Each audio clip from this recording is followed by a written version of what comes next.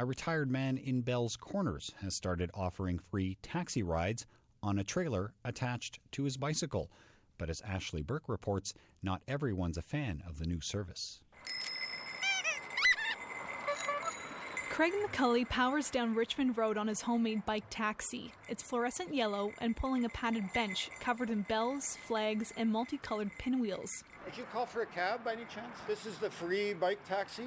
It's community service. I offer rides to anyone who wants. McCulley spent a year putting together the bike with recycled parts, and now that it's up and running, residents are intrigued. What do you think of it? Well, I think it's fantastic. It looks like something I've never seen something like this before. This is great. Fascinating. It's a bit like a rickshaw, isn't it? McCulley's a retired school teacher who has run for city council in the past. It's the same type of thing. I get out, meet my neighbors, give people a hand, and give them a laugh, too. People aren't used to seeing something like this. But there are some skeptics. McCulley illegally drives his bike taxi down sidewalks because of traffic and has been banned from soliciting at the Holiday Inn. Darren Ryan, the general manager there, calls the bike taxi a safety concern. It's not at all like a rickshaw that you would see in the Byward Market, and regardless of if it was free or not, I would not be getting on the bike. McCulley says on busy days he sometimes gets dozens of passengers.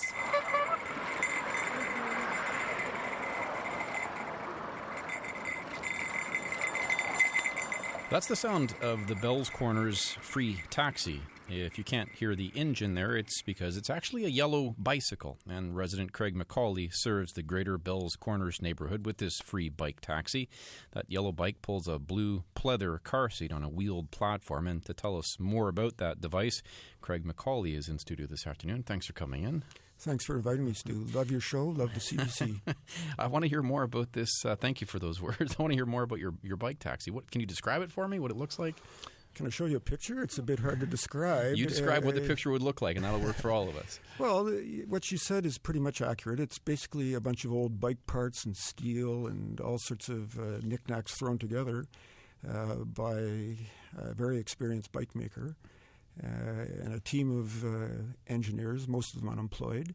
And it transports three persons at once in total comfort and safety.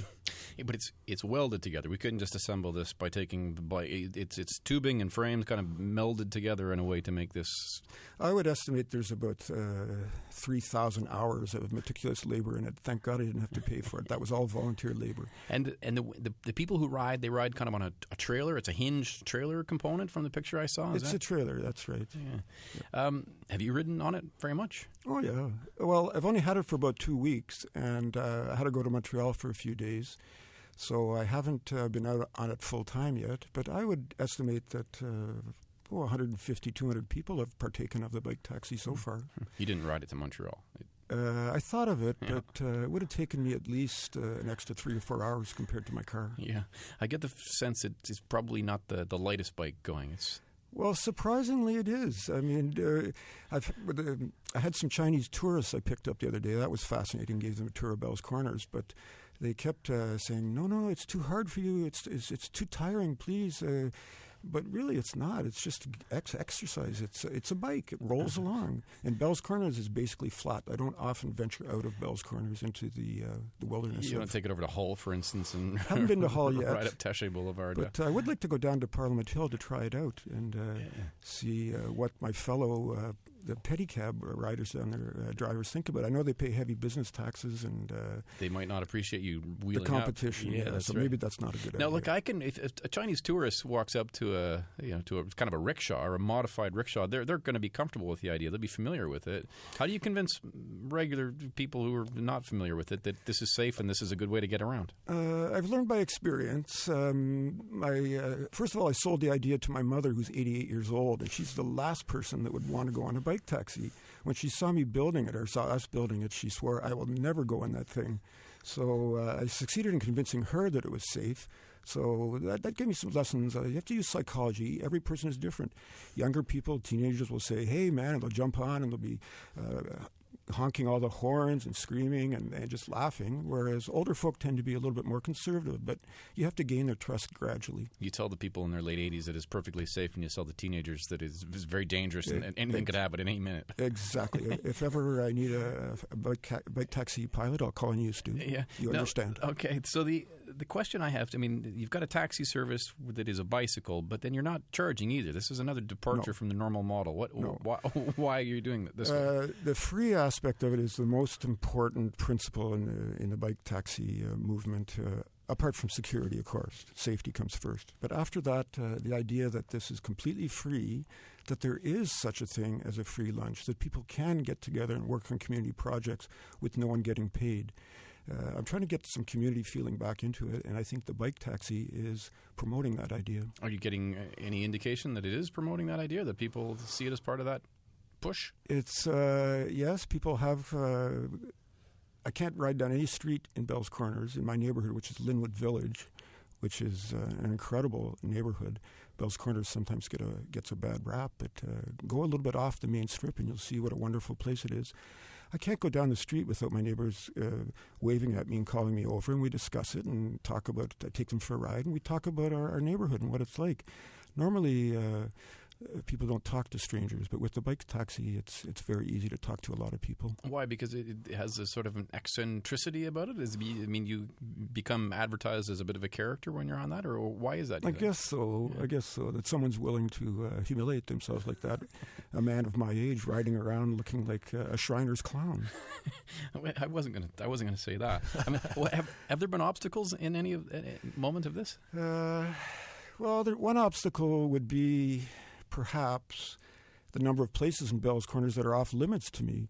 I've been banned from most of the drive-thrus, all of the drive-thrus that are corporate-owned, like your McDonald's and your Tim Hortons.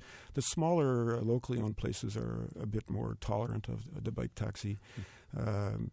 Some of the hotels have told me to skedaddle because, I'm maybe perhaps stealing customers from the taxi drivers. But I've talked to the taxi drivers, and they certainly have no objection at all. There is the question of illegality, too. And the clip that was on the air earlier, they mentioned that I was riding the bike illegally. And I am, in the sense that there's certain parts of Bell's Corners that are very dangerous. Well, no.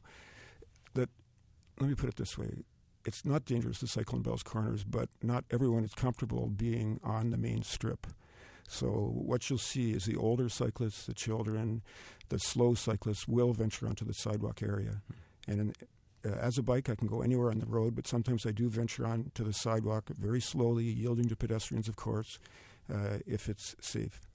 So that's something that... You run into some trouble because you're on the sidewalk. I haven't got into trouble yet, but I could see it happening because a lot of people, justifiably so, don't like to see cyclists on sidewalks. I just think in certain areas like the Bell's Corners Strip, it should be tolerated. What do you want people to take away from this whole project? There's the bike part of it, but there's also this community building aspect of it too. What's most important, or what do you want people to see in all of this? Well, I'm hoping to get back that... I'm hoping to get a spirit of community by the bike taxi project, because it'll draw people into other areas where people can work together and make the community better, namely the outdoor rinks. I've been involved in the outdoor rinks in the past, and I think there's a huge potential to be exploited there. Getting the number of people in Bell's Corners, the number of cyclists up. We have wonderful access to all the greenbelt trails, and it's shameful to me that there are so few cyclists in Bell's Corners. It's unexploited potential. And the free bike taxi program and the free bike share program are working to bringing the community together in many ways.